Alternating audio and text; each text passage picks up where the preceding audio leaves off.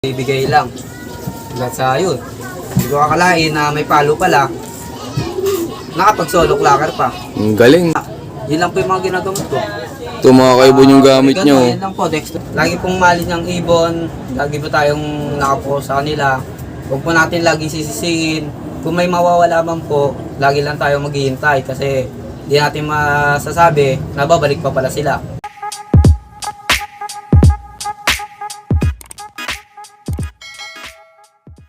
Yun, magandang araw sa inyo mga kaibon. Nagbabalik ang One Not True Vlogs. And for today's video, nandito naman tayo ngayon sa Noveleta, Cavite. At may nabisita na naman tayong malupit na Pigeon Panzer, Bali Solo, Tacloban, Clacker siya. Kaya kung siya makilala at makita, tara samahan nyo ako, let's go.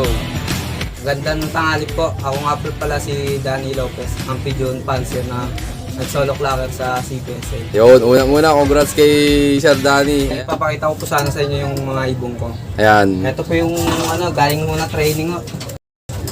Training po kami ngayon. Asan bitaw nyo? Sa Kabuyaw. Sa Kabuyaw, Laguna lang ito. Mga nakaiwalay. Yan po. Iniiwalay mo pag galing karera. Galing karera para maganda po yung niya, katawan ulit. Ito po yung mga breeder ko. Ito po yung nanay ng nag-solo clacker ko. Ito yung nanay oh. Pati yung saka. Yung tatay po, wala na eh. Bakit ano nangyari dun sa tatay? Yung napabatcher ko, wala na. Galing po sa tropa, bigay lang din po sa akin. Simula nung nag-umpisa ako. Kaya yun, nagbihinayang din. Hindi na makita yung kung nasa yung ibon.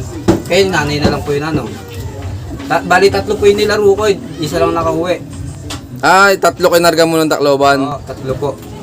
Yung dalawa, wala, hindi na pinalad. Swerte yun, pinalad po sa dasal, tapos panalangin lang ho. Yun, hindi natin nakalain, solo clacker pala. Ayun, ang galing din na yung mga kaibon. Napakasimple lang ng kulungan niya. Ayan sir, pwedeng makita yung nanalo mong ibon. Ito po sir. Ito mga kaibon yung kulungan niya oh. Napakasimple lang oh. Sa tabing ano pa oh. Sapa ata to. Ito oh. Ito po yung nag-solo clacker ko sa CPSA. Hindi ko akalain eh. Gulat nga po ako eh, sobrang payat na eh. Yun, sawa naman ng Diyos, maganda ulit yung katawan niya. At sana makapag-produce pa sa akin ng magandang lahi sa sunod na season na karera. Ayan, pwedeng malaman anong bloodline na to sir? Yun lang po, naka-outline lang po eh. Online lang. Non-line lang yan? Opo sir. Bali yung magulang, bigay lang parehas. Oo, bigay lang po. Yung tatay na pa-badger ko, nawala. Pati yung mga anak. Dalawa sila nilaro ko, yung isa naka-YB. Hindi pinalad. Ito lang po pinalad, Holbert. Bali bunso na ho. Ay, pinakang bata pa. Bali po, bago mawala yung tatay, ito na yung iniwan na solong anak. Ito mga kaibon, non-line pala to. Ano kayong bloodline nito? Solo Tacloban Clacker. Yan Sir Danny, kamusta po yan nung kinakarera mo? Ito naman po, maganda. Bali, may palo din po yung niya, yung lipad niya eh. Mga parang hindi ko alam kung speedbird pero nagpanalo po sa akin yung kapatid. Yun lang, nagka-smashan siguro, hindi na kinaya, nakauwi. Yung tinakloban ko, yun, siya lang pinalad. Pero tatlo po sila. Ang magandang yung kapatid niya po magandang lipad dahil nasa 1.3, 1.2 po ang speed po. Nagpanalo po nga sa pooling eh. Hindi, gaano ka kasi sir nung dumating yan galing last lap? Sir, sobrang pasalamat kay God. Laging God lang po pasalamat. Tsaka sa ate kong namatay. Yun, sa kanya po ako nahingi. Kaya yun, nung paghahingi ko sa kanya, pagbaba ko, yun, dumating na siya na nagulat ako, magsusolo clacker pa. First time pa sa tagal ko na nagkakalapate. Bali, bumalik lang ulit ako, yun, binigyan ako ng magandang panimula ulit na ito nga pala. Ang pag-iibon, kailangan makatiga lang, tsaka wag laging laging wag mainipin. Kung uwi ibon, tiwala lang lagi. Yun lang po mapapayo ko sa mga panser na magaya kung nagsisimula pa lang. Yeah, din yung mga kaibon, napakasimple lang niyang panser oh. Ito yung kanyang kulungan lang sa inyong kanyang mga ibon. Tapos, yung nilaro niya, galing lang sa mga tropa. Palang ho, bigay lang. Hanggang sa yun. Hindi ko akalain na may palo pala. Nakapag-solo clacker pa. Ang galing. Salamat dito sa ibon ko. Sana magpatuloy pa ulit. Yan sir, ano po palang mga nahakot na nung ibon mo? Yung sa lang po, sa open race lang po. Sa mga survivor, hindi ko nasali. Kasi pag-ipitan na rin eh. Yun lang po, yung mga siguro, hintay na lang sa result kung magkano makakakot nito. Pero paniguradong first over to mga kaibon, oh. Sayang, oh, hindi naka-YB ring. Ano? Kapatid lang ho, naka-YB. Yun lang hindi pinalad, hindi ko akalain na dapat masusuksukan ko siya. Eh alanganin pa, batang bata. Kaya doon ko na sinuksok din sa isa. Na halos nung pa-breeding ko rin. Hindi rin nung mabra, hanggang ano lang, sursugon, yun lang. Sayang to mga kaibon, hindi niya nasuksukan nung ring na pang YB. E di ngayon, kumuha ka na ng maraming ring na YB. Oo, sir. Para maganda-ganda. Para sa kanya na ipoproduce. Sana bigyan pa ako ng maganda panalo. E di gagawin mo ng breeder yan, sir. Opo, sir. Ganun po nangyayari. Anong balak mong ipares dyan? Yung siguro po yung pagudpud ko dati. Nakapagpapagudpud. Yung finisher ko na yun. Oh. Pagudpud finisher. Ito mga kaibon, oh. Bali, pangalawang niya pala to. Achievements na. Yun nga po, yung mga finisher lang, ganito. Hindi ko akalain magsasolo clacker. Salamat pa rin kay God na dinabayan pa rin yung ibong ko. Ang galing. Pero ikaw, Sir Danny, may naging mentor ka ba? Meron po. Bali, may naging mentor ako pero hindi ko rin ginawa. Ginawa ko na lang yung sa sarili kong sarili kong diskarte o parang ako na lang ng kondisyon. Kasi pag may mentor ako parang hindi kakayanin ng ibong ko. Bakit? Kaya ako nagsasarili ko na lang na kung ano yung mga dapat kong gamot. Yun nga, yun lang po yung mga ginagamot ko. Ito mga kaibon yung gamit nyo. Yan lang po, dextrose powder. Oh, B12. Calcium lang po. Oh, tsaka ito. Oregano. Dextrose powder. Dalawang dextrose powder. Yun lang pabaon mo sa kanila? Ayun po, pag uuwi, ano lang ako, minsan, nagpapaano lang ako, dextrose powder, tsaka victory, yun lang po ang pabaon ko sa kanila, pag ano na, para anti-recovery. Wala na po, pag tingin ko sa ibong ko, malakas na ulit, pwede na ulit lumipad. Yan, abangan natin yung mga magiging anak nito. Yan. Makapunta ulit si Boss Juan Arturo Vlog. Yan, pababalikin daw tayo ni Sir Danny dito sa kanyang loop. Yan, pero ikaw pala Sir Danny, paano po nahilig sa pagkakalapati? Ano po, almost bata pa ako Binigyan ako ng tatay ko, maliit pa ako Binigyan ako ng tatay ko ng kalapate yun. Hanggang sa nahilig ako, lumipat kami ng ibang bahay. Ang dami ko pong kalapate. Pero hindi po ako nangangarera, pangarap ko lang mangarera, hindi ko akalain. Nung napalipat kami rito, karoon ng kalapate, tapos nagbakaut ako, nagmanok ako. Siguro nagkaroon ng manok, parang nawalan din ako ng ganang manok. Bumalik ako sa pagkakalapate. Yun, binigyan ako ng iba kong tropa ng kalapate.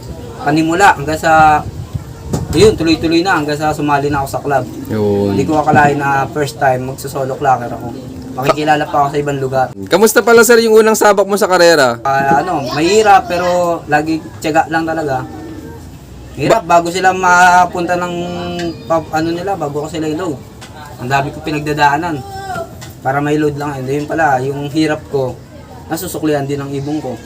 Ba't anong hirap yung mga dinadanas mo dito? Nangihiram lang din ako minsan ng motor, sasakyan, wala pa. Pag ako nabiyahe, kinukuha ko sila, yung babiyahe ako. Parang bigay lang siguro ng achievement sa akin para yung hirap ko, masusuklian nila. Hindi na ako mahihirapan bandang uli. Magkano kaya yung first overall nila ngayon, ano? Ang pag-alam ko, first overall daw, 70 raw po Medyo mababa ba, ano? Ang lap winner daw po, ang lap winner 10. 10. Kasi malalaman po yung second tsaka yung third. Ayun lang po yung inaano ko. Kasi solo baka pwede mahakot niya lahat Yun nga po nang inaano sa akin ng ibang fancier na marami na po nagchat sa akin na baka mahakot ko po. Kasi solo ko lang Yan, abangan natin kung anong mga mangyayari, kung anong mga possible pang mahakot ng ibon na to. Baka mamaya bigyan ka pa ng pangbili lang motor ng ibon mo Sir, ayun, laking pasasalamat kung makakabili ako ng motor. Hindi na ako mahihirapan, manghirap. Tsaka makakarga ko na sila ng maayos. Hindi na sila parang ma-stress. Ayun. Hindi ka nagmi-midtos? Hindi po sir, wala akong ano lang ang ginagamit ko lang midtos, yung sa truck na lang. Yung training nila sa truck? Training sa truck po, yung mga hagis-hagis po, hindi po ako nag-hagis.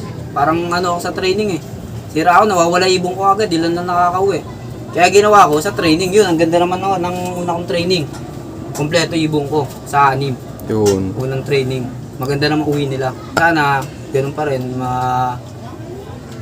kahit di na bonus na lang po ang panalo Makauwi na lang ang ibon, napakasaya. Yun. Grabe ang excitement pag nakauwi ibon mo. Para sa akin lang po yun. Sa mga ibang pansir, huwag sisihin ng ibon. Lagi lang magtiwala, ganun lang po. Kaya yun, siguro binigay sa akin, umuwi sila. May mga nawawala, bumabalik pa rin sila. Yun Yun. ang ano sa akin. Kaya, ang kalapati, hindi dapat sisihin. Dapat pagkatiwalaan at mahalin. Yun lang po sa akin bilang pansier. Ayun. Bali, anong mga preparation ginawa mo dyan, sir, bago ikarga ng Tacloban? Ano lang po, minsan naghahalo lang ako ng oregano, tsaka ng dextrose powder sa patuka. Kinukuha ko yung katas ng oregano. Hinaano ko lang, binabasa ko yung ano, tapos hinalo ko yung tubig, tapos halo ko na yung oregano. Minimix ko lang po, yun lang. Alternate lang po, tapos yung gamot. Di na po ako nagdadagdag kung ano-anong gamot. Baka kasi yung ibon, hindi natin masabi, baka di kinakaya. Kaya yun lang po yung ano ko, yung preparation ko sa kanila, maganda naman ang bigay sa akin. Tapos, bago i-load, anong mga binibigay mo sa kanila? Bago po ako mag-load, ang binibigay ko po Victory tsaka Ideal yun. Isa lang yun, depende po sa kung bagong ko lang. Ngayon, yung kagaya ngayon, nag-Ideal ako.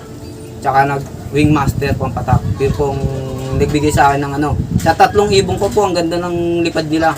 Puro napalo po ng mga 1,000. Ayun lang po, hindi ko na nasasalihan ng mga ibang laro. Kasi kagaya ng walang budget. Kaya sana ngayon, makasali ulit sa ibang laro.